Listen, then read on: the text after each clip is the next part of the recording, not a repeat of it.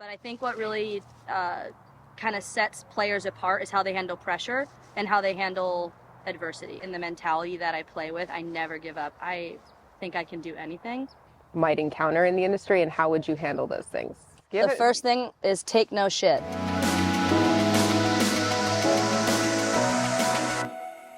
Welcome to GolfTrekking, the essential podcast for the passionate golfer. I'm Ashley Husing, and I'll be your host as we explore the most innovative programs, facilities, and professionals shaping the future of golf. Hi guys, Ashley Husing here, your GolfTrekking with Ashley. We're in Oceanside, California, and I'm joined today by the venerable Natalie Vivaldi. Yes. I'm so excited. Are you excited? Yes, thank you for coming over here. It's good to have you at the Isle. Absolutely. Okay, so PGA member, Player of the Year, rising star in the golf world. As Director of Instruction here at Emerald Isle, Natalie's talent and infectious personality has set her apart. I'm excited because I've heard so many funny stories about you. So I'm really excited to sit here with you and get to know a little more about your personality. Glad to have you here. Yeah, they call me, my nickname is Nut Nut, so I always tell people, they ask, how'd you get that name? I say, get to know me a little, you figure it out. Okay. Well, we're going to explore your journey. We're going to talk about KPMG 2025. We're going to talk about Emerald Isle. Cool. You ready? Okay. Let's dive right in. Let's go. Okay. Tell me how you realized, or when the moment was that you realized that your calling to be in golf, to take your passion to a profession. Yeah, so that's a great question. I was born and raised here in Oceanside, played junior golf for San Diego Junior Golf, and ended up playing in college. And when I came and graduated from college, I moved back home and decided I was going to go on the tour. And I went to Q school, and I played a season or two out there, and realized it's a tough life. It's a lot of travel, and I kind of always felt like there was just a little something missing from my life. There was just a little element that I wasn't quite as happy as I wanted to be. I wandered in here to Emerald, actually originally looking for a place to hit balls and practice, and I met Holly, and just absolutely anytime you come on out. Yeah. So I would practice out here while I was playing on tour, and then one of the off seasons I wandered in, I said, hi Holly, can I wash carts? I'm just looking for gas money in the off season. And I kind of thought that's what it was going to be. And yeah, of course, you can start tomorrow. Okay, cool. So I started working here, worked in the cart barn like 2 to 3 days a week in the off season. And John Kennedy pulled me aside and said, okay, maybe you could do like a little kids clinic. I had some prior experience coaching, and pulled me aside to do a kids clinic, and kind of the rest was history. I realized, okay, there's a piece of me that wants to compete, but then there's almost a bigger piece of me that gets the same amount of joy from watching others get better and help others on their journey. Yeah. So once I started that kids clinic, the rest was history. It was kind of just hit the ground running, started working inside, coaching and giving clinics at the same time. So that's kind of like how I got into the PGA, is I decided to just go head first and join. And I finished the program in like record-setting time. I think 12 months. I went through the entire PGA program. It takes people about 4 years. Wow. It was awesome. That's awesome. Finished it and never looked back. Just keep going. So cool. Did you do the new program from Frisco, or did you do the program in Florida? Yeah, I went to Frisco twice. The course wasn't done yet. The facility had just been put up. The hotel wasn't even there, so it was brand new. I mean, we were like one of the first classes to get there. It was Oh, really wow. cool. I went to visit there, and it was so beautiful. The That golf course is facility. incredible, and the facility is, I mean, and then the coaching facility, oh my gosh. Yeah, so the track I went was executive management. So we did a little teaching and coaching stuff, but we mainly were in the conference rooms and in the boardrooms and stuff. But the facility there is unbelievable. I'm excited to go back in June and really check it out. Mm-hmm. Yeah. At Fields Ranch East. Yep. Yeah. We'll get into that. Okay, so tell me a little bit about any mentors you've had along the way, or anyone who's inspired you to not only play golf, but now to teach. Yeah. Maybe outside of Holly. I was going to say, it's hard. Like, She's right over here. Yeah, obviously Holly's, and Holly and John are the number ones for me, but it started with my grandfather. He's the one that got me into the game. He passed away, but I feel his spirit every day with me. So for me, that's who got me in when I was, 13 years old. I started playing like kind of in honor of him. So I would say like that's my original person. And then there's some other people in the PGA like Fred Wood and Dave Emmerich that I've been taking lessons from since I was young. and I got to see them give back the spirit of the game and their spirit of giving back, and I would definitely call them mentors of mine also. Absolutely. Dave Emmerich over at the Crossings. He was at the Crossings. He's at GOAT now, but he's like semi almost retired. He runs North County Junior Golf, and I grew up playing those tournaments, so I knew him since I was little, and then kind of got into lessons. And then I have mentors outside of golf that have been really inspiring to me as well, just business people that I've met and see my drive and energy, and they just want to help me and teach me. So I kind of live where I'm constantly trying to learn something from somebody, anyone. Love that. So yeah, whoever I can learn from, I'm all in. That's very cool. Good for you.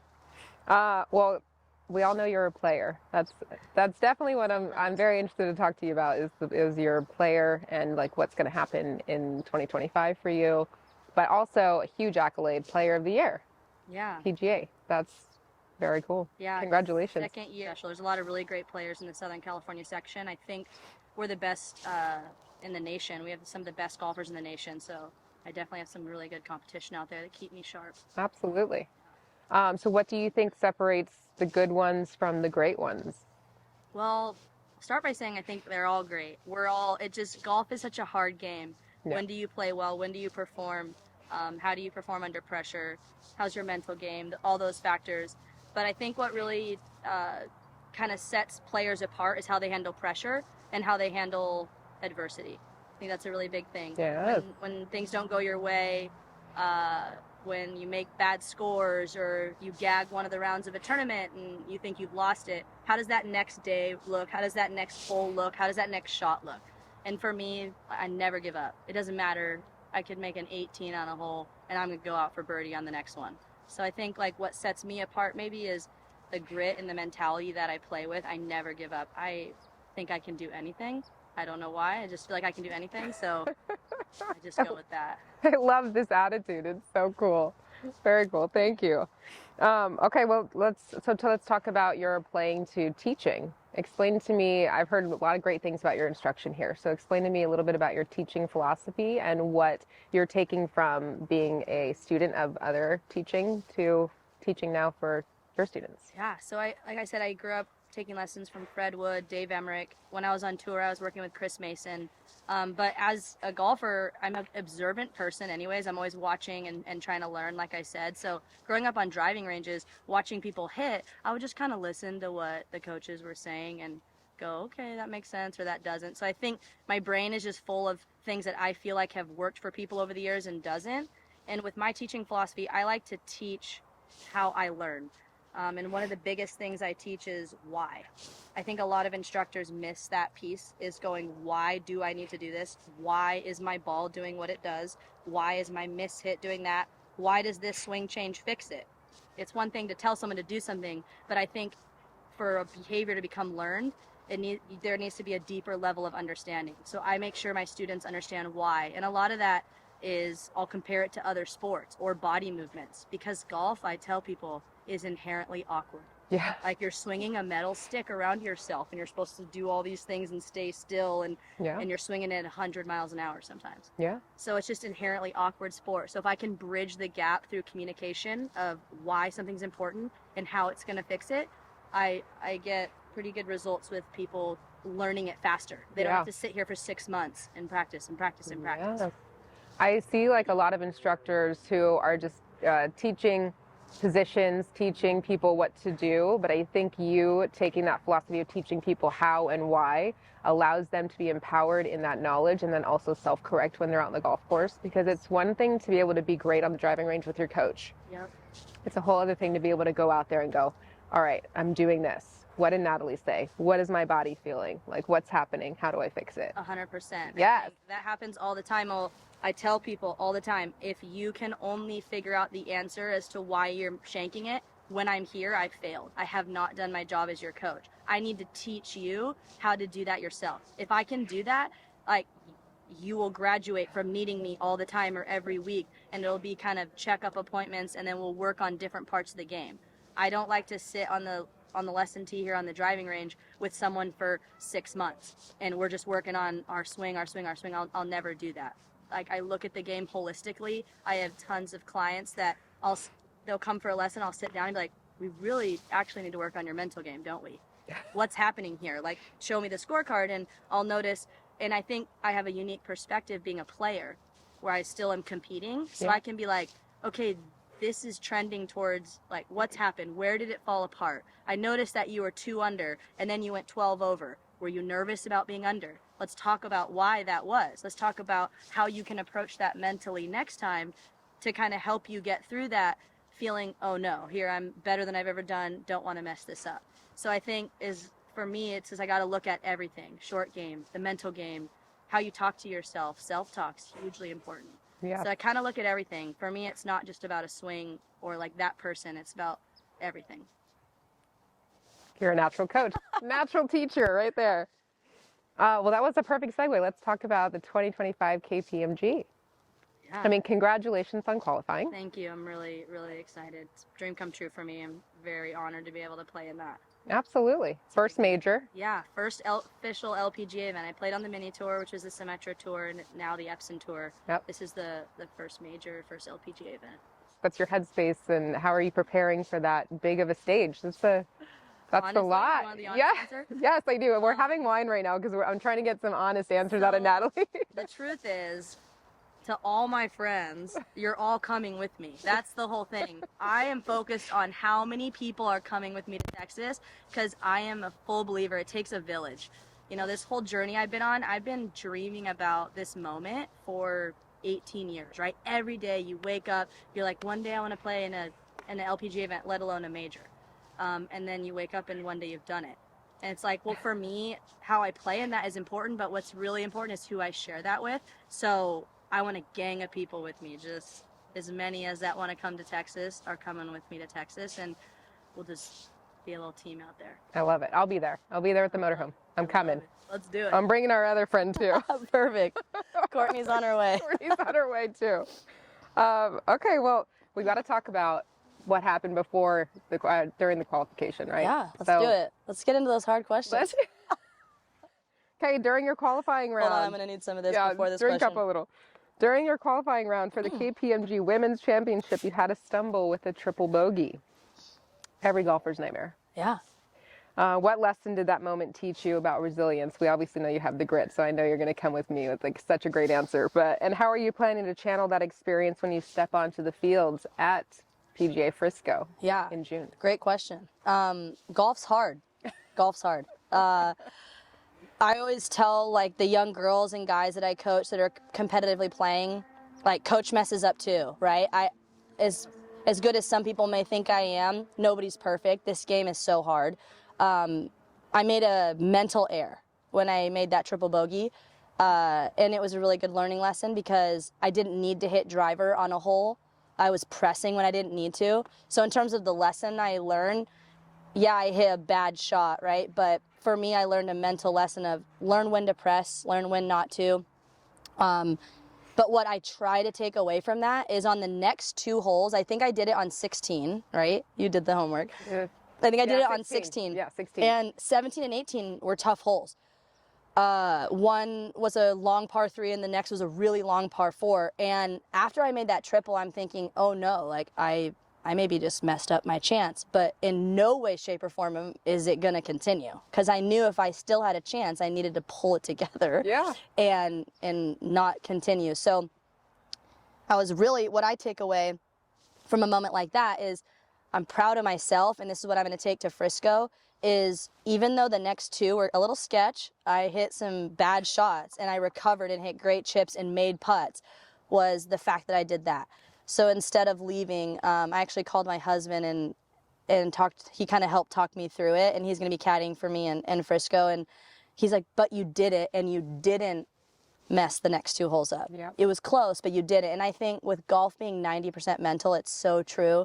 You just really got to focus on that because it's so easy to go, I could have done this, I shouldn't have done that. There's so many decisions to be made out there. I'm not a robot, I'm not perfect, but if I can learn from every situation I'm in, I will get better. So I believe I'll be better from it in Texas, so we'll see. We'll be there to cheer you on. I love it. Thank you. That is awesome. Well, obviously you have a quirky side. I love it. Nut. Nutty, nut. Yeah. What's the most Natalie thing or nut thing you've done on the golf course? And yeah. Oh, goodness. That doesn't need a follow-up secondary question. That's like a tough question, because if you know me, you know that name, and it's just like if you're around me and you're not laughing, there's a problem. Life's short. I want to have fun with the people around me. I would say in college they called me Trail, because everywhere I went, I would carry my bag and there'd just be like my head cover, my sandwich, like all behind me, and my teammates would hand it to my coach. He'd have to drive it to me. So I would leave stuff everywhere. That was bad. And maybe like at this last event, this PGA event, I was getting bored in the locker room after the round. I like to keep myself busy and do fun things. So started a competition with the rest of the ladies in the field, and we were see who could throw an M&M closest to the trash can across the locker room, beer pong style. It was classic. So I don't know. I always got to have fun. I'll figure out a way to have fun with anything. Absolutely. Never a dull moment, it sounds like. No. I can't wait to come see you play. It'll be fun. Trust me. We'll make some memories. We'll do another one of these in Texas. I love it. Okay, well, you just mentioned your husband. So tell me, so golf is all consuming. We know that. Yeah. We are always working when people are off. Holidays, vacation, weekends. It's tough. Tell me a little bit about how you balance work life and how that has been first year of being married. First couple months. I don't know, like months. Yeah, I don't know. Yeah. It's been a couple months. It's been a busy couple months. Balance. I think for me, I kind of stumbled upon this unicorn of a situation here. My bosses truly care about me as a person. So what's cool is that even though I'm here and I'm working, if I have an issue or I need time, I always can take it. I feel like, sometimes I struggle with that balance, or sometimes, I'll work too much or whatever. But I just try and focus on the things for me that I'm grateful for, and the fact that I get to have a job that I love, I truly love. I get to still compete. Like, that's crazy. So many of the girls I'm playing with, they either are still competing full-time or working full-time. And I'm over here, like, living every retired man's dream, which is like golfing and sitting on a driving range all day. Like, what's up with it? Drinking wine. People are like, I tell my dad I still haven't gotten a job. Like, I still don't have a job because this isn't work. Yeah. So for me, the balance is just reminding myself, like, that I'm grateful. I know a lot of people that aren't in situations like I'm in. There's a lot of PGA members that aren't in situations like I'm in. Yeah. So I think I'll continue to try and find that balance. I don't have the perfect answer because I'm still getting better at it, but I'll always try. Like, I'll never give up. If I ever feel like I don't have the balance, Holly will kick me in the ass and we'll find it. There you go. Okay. Maybe I wasn't allowed to say ass. You're totally allowed to say ass. You can say anything you want on this. I'm really PG so far. No. It's been good. It's okay. So I actually just sat here with Holly a little bit ago, and we were talking about ceilings for women, breaking barriers. She is obviously a trailblazer in this industry and has paved ways for you and I. Yeah, absolutely. So being in the beginning of your career, is there any advice that you've gotten from your mentors or fellow women professionals that you might look out for, or things that you would already know you might encounter in the industry, and how would you handle those things? Can I give like a real honest answer and then yes, go? The first thing is take no shit. That's important. Take no shit, because I get it all the time. Yep. From guys. I've heard comments like, oh, I bet you'll have no problem getting a job. They're just dying to give them to women these days. I mean, you name it, I've heard it. So I think stay strong, know who you are, know the value you bring, and focus on that, and just keep bringing it. Because the women of the PGA, especially the Southern California section, I've said it before, I'll say it again, the best women in the country of golfers, and just everyone is such great friends. We get along. Everyone's got each other's back. I could pick up the phone, call any of them. Everyone's got my back, personally and professionally. Mm-hmm. So if you're thinking about getting in the industry, I would say do it. Call one of the women of the section. We got your back.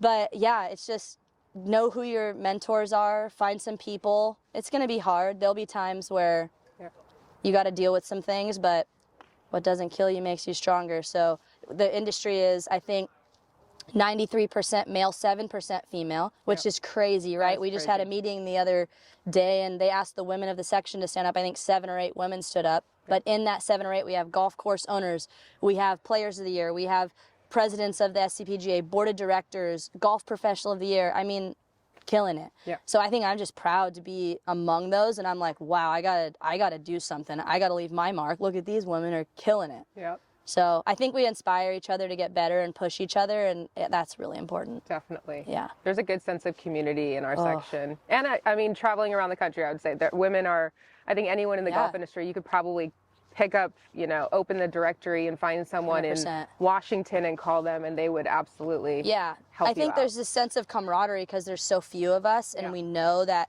number. Definitely. And at the executive management level, I think when I was in Frisco, they said it was 1%, meaning 1% general managers, 1% directors of golf and head pros, and that's such a small number. So I think if you're a lady in the section, any section across America, you're absolutely right. Like, you're there and you know that you're that number and you've got the back of anyone. So join the PGA, please. Yeah, and let's bump up that number from 1%. Yeah, for sure. I do know women tend to, I mean, a lot of the women have tended to go into teaching. So I like seeing those women up there running country clubs and running golf courses and being badasses like Holly over there. Gotta be like Holly. Gotta be like Holly. God, we just cruised through that. I don't even know, like... Let's free ball it. I'm really like, it's better free balling it. Free ball. Let's go. Let's free ball it. Okay. What are we free balling? How long have you been in the PGA? Oh gosh. Oh. Oh my gosh. Okay. That's QB roll, Nutty Hill. Now I'll put a little video of that in there. That is so funny. Oh my gosh. I love that. See, look at that support. It's the unicorn. Yeah, that was COVID. So, course was shut down. The whole world was shut down, and I was now we have bored. To see it. Yeah, we have to see it. Holly, can you put down your wine and get this sign for us? She just found this in the bushes and pulled it over here and tried to distract us, but we're crushing it. There you go. Oh. There it is. Nutty. I love it. Nutty. Oh my gosh. All right, well, since Natalie wants to free ball it. We're going to free ball it. I think that's best. So, Holly wants me to tell you about that. That's because I don't actually know 100%, but I do know what I did. We were closed, the whole world was shut down, and I was bored. Like, no chance I'm going to sit at home and do nothing. So I decided to come here and beautify the Isle. And gather all my friends who I just assumed were bored. They're probably just being good friends. I'm like, everybody needs to come to the Isle. We're going to take all the weeds out. We're going to cut trees down. We're going to put mulch down. We're going to plant plants. We're going to make this place beautiful. And so, I don't know, I just made that happen. I wasn't going to sit around like I got a job that they were still taking care of us, and it's like, I can't in good conscience sit around, collect a paycheck, and do nothing. So I was bored and came here and just started working and really never stopped doing at that moment, probably from then on, like never stopped figuring out what can I do for the Isle, what little things can we do, how can we improve this place. Wow. I love this place more than like anything in the world, so I got to figure out all the time, like how can we make it a little better every day, 1%. Yeah. Well, okay, so tell me, Director of Instruction here at Emerald Isle, what programs do you have here? What kind of... Great question. Yeah. When I came here, there was like no player development. I know there was in the past, but it was kind of in a halted position. There was no player development. So in a quick list of what I run here, it started with a Friday after school clinic for kids. I run regular after school programs for kids, junior leagues. I started a young adult clinic, which is really fun because all my friends who are my age and a little older were like, hey, what about us? There's always kid stuff. We want to do something fun. I said, okay, how about Tuesdays? We have a beer and I'll help everyone golf. So started a young adult clinic. And then from there, the older people were upset. They're like, what about us? We're not young. I'm like, okay, no problem. Everyone's welcome, but why don't we have a 55 and up clinic for the community here. We're inside a residential community that is 55 and up, and I wanted to put on a clinic for the homeowners here as like almost an amenity for living here. So then we started a 55 and up clinic, and then I started working with wounded veterans and doing free clinics with them, PGA Hope, private lessons. I work with the local schools, and we do like PTA events, like father-daughter or mother-son events. Cool. If you name it or you can even think of it, I'll do it. Oh yeah. Oh, sorry. Rookies and Rosé. We got women's morning clinics, and then if the morning clinics aren't fun enough for you, then we have Rookies and Rosé, which is like my pride and joy. That's, how did I forget that? It's my women's clinic. That basically came because the wives and the moms of these kids were like, well, we want to play these fun games and do all this fun stuff. So started a women's clinic that has grown, and we have upwards of 70 women that show up here for the clinic, which is incredible. I actually get a lot of the local SCPGA women to come help me run it. So it's a female run. We have snacks, drinks, charcuterie. We do short game. We go on the course, kind of like a holistic approach, a little bit of everything, but really fun to kind of offer something for the women, because I think that's the fastest growing demographic in golf. And so if we can cater to the women of golf, we can really grow the game and get our numbers up of who's playing the game longevity-wise. When you get the wife and the mom in, you get kids in, you get the dad's okay to go golfing now. Yep. So you really bring the whole family in when you bring the mom in. That's awesome. Yeah. Do you have any plans to do any travel golf, bringing groups to destination golf?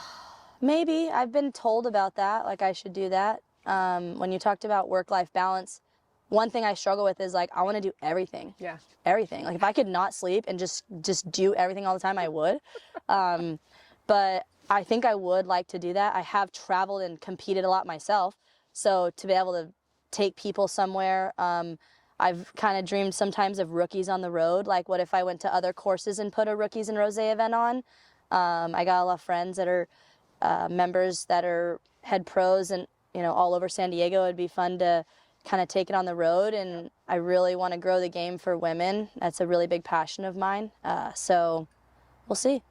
Being on the road, I've identified a lot of places that they don't have any women representatives of golf in their golf shops. Yeah. Not a lot of women coaching.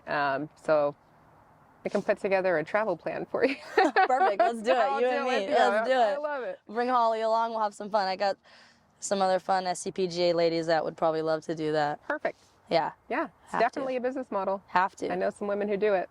Let's do it. Kennedy Golf. Yes. Oh my gosh. Who's going to watch Emerald Isle She never stops. if you're traveling with us? That's our motto around here. We'll figure it out. She never stops. That's where I get it from. I'm like, she goes, I go. Yeah. I got to go harder than she goes. That's my rule. Like if she's going, I'm going. Okay. There's no chance that she's moving and I'm not. Or if she's doing something, I'm not doing something. So it's a full watch her like, oh, you're going to do that? I'm going to do that. I'm going to do it better. I'm going to do that more. Okay. It's a kind of internally, it's like, I can do this. Yeah. I got this. Okay, so there's no surprise that you guys are both Energizer bunnies, and which is why Emerald Isle is thriving and is so fun and vibrant and has a lot of cool stuff happening here. Yeah, we have a great team. It's such a unique property. I've been everywhere. I've seen and talked to so many people, but our team here is so strong. People love to be here, and that's, an accolade to John and Holly. People love to work here. They take really good care of us. They care about us on a different level. So you got people that come here and they work and they care about their job and they treat it differently. So our team is great. It's a team effort. It takes a village, just like here. It does. And also, golf is hard.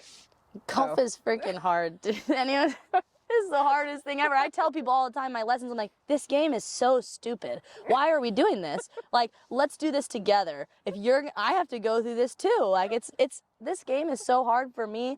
I'll be playing a tournament, what am I doing? Leading up to Frisco, I'm gonna try and get out there. If I can fit it in the schedule, I'm gonna try and get out there for 2 days in March to do a practice round, and sort of start, when I can see the course, then I can mentally play it every night in my head. So, I may not have the amount of time that Nelly Corda has to practice. I'm not going to, by any means, practice like that leading up. but I know my game. I know the things I need to work on. I'll make sure that my equipment's tuned, so TaylorMade takes great care of me. I'll make sure that my equipment's where it needs to be. I'll play a practice round in March and then mentally play it in my head any moment I can. But for me, you know, I play golf a little bit. That helps me practice, and that's kind of how I stay sharp. But also on the lesson tee, I teach what I do. I don't teach something that I don't believe in and do myself. Yeah. So I sort of feel like every day that I'm coaching, I'm also practicing at the same time. So, oh, cool. Yeah, I kind of feel like I'm always training because I don't teach anything that I wouldn't do myself. Yeah. Awesome. All right. Well, thank you so much for your time. Thank you. I learned a lot about you, Nut Nut. Oh, just keep getting to know me and the name will make more sense. Oh my gosh. Okay, well, we're going to follow you in June. Are you going to be there? Then, yeah, I will. Let's do another one in June. Okay. Let's run it back like on the driving range of Frisco. Yes. Or like, let's run it back in Frisco. Okay. Oh, I love this. I'm going to be on the driving range with you while you're warming up, and I'll be in the typical coach stance. Like perfect.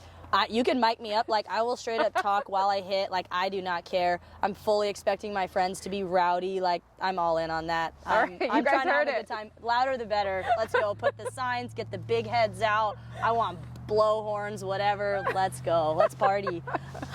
Well, we can't. Oh my God. We can't wait to watch you and your journey getting there. So thank you. Appreciate the support. If you could share with everybody how they can follow you, where they can find you. Instagram is natviv, NAT_VIVV. My name's Natalie Vivaldi, so it's kind of a play on my name. May or may not be starting a golf Instagram, so stay tuned on that. I'll let you know. I've been thinking about just kind of posting tips and things like that, so I might be doing that. But for now, it's just natviv, and then Emerald Isle golf course reposts all my stuff. So you can follow it there as well. Awesome. Cool. All right. Well, thanks so much. I can't wait to run it back the next time. So you're gonna see her again. Yeah, we're gonna do this in Texas. We're gonna have a lot of fun. Okay. It's gonna be like, how about let's do like you ever do like a hot mic on the course? Let's hot mic me on the course. Okay. I want to have some fun. Okay. I'm there to have fun. All right. Oh, I love this. All right. do Well, it. cheers. Okay, Cheers. I already drank all my wine. I love it. We're gonna go join Holly now. So thank you guys so much for. See you in June. You have to drink when you cheers. Oops. Thanks so much, guys, for tuning in. Of course, Natalie Vivaldi here at Emerald Isle in Oceanside. I can't wait to get on the road and come follow you in June. Guys, stay tuned. I'm going to be back on the road. I'm trekking around SoCal and the desert for the next few months. So if you have any suggestions or have any recommendations of who I should meet with, hit me up. Thanks so much, guys, for tuning in, and we'll see you soon. Bye. Thank you. Sweet.